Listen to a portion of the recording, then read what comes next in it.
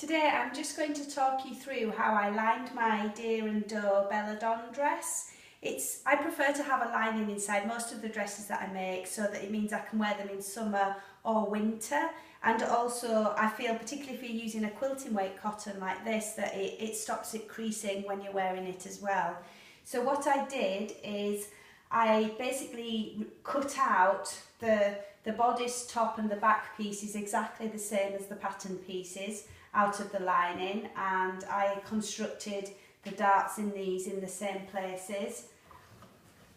and on the back here and on the top. And for the skirt, to avoid having too much bulk here, because actually the front has obviously the central band here and then the skirt, in the lining I put those two pattern pieces together and just cut out one, so that I didn't have to sew an extra seam in the lining here, but I knew that it would still fit nicely around this shape. So I still then put these pleats into the front here, and I actually just cut it and shaped it. Once I'd sewn the actual garment together, I used that as the block then to cut out the back here, and I didn't actually put the darts in there, I just cut that to fit. And then in terms of attaching it, what I did here is I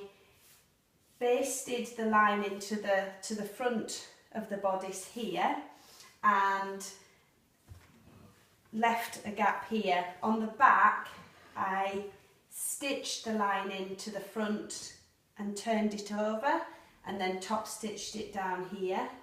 and I did the same here, stitched it along this seam here and turned it inwards before I added these together. And then what you have to do is secure this to the seam and bring the front bodice lining over and do a small fell stitch to secure all that in place. The edges were left raw here at the armhole and around the neck, but I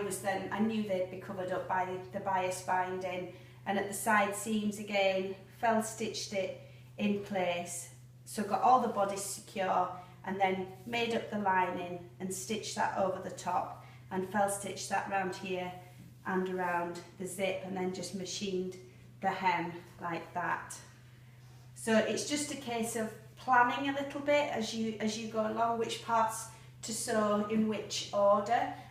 but you can get a really nice finish by doing that.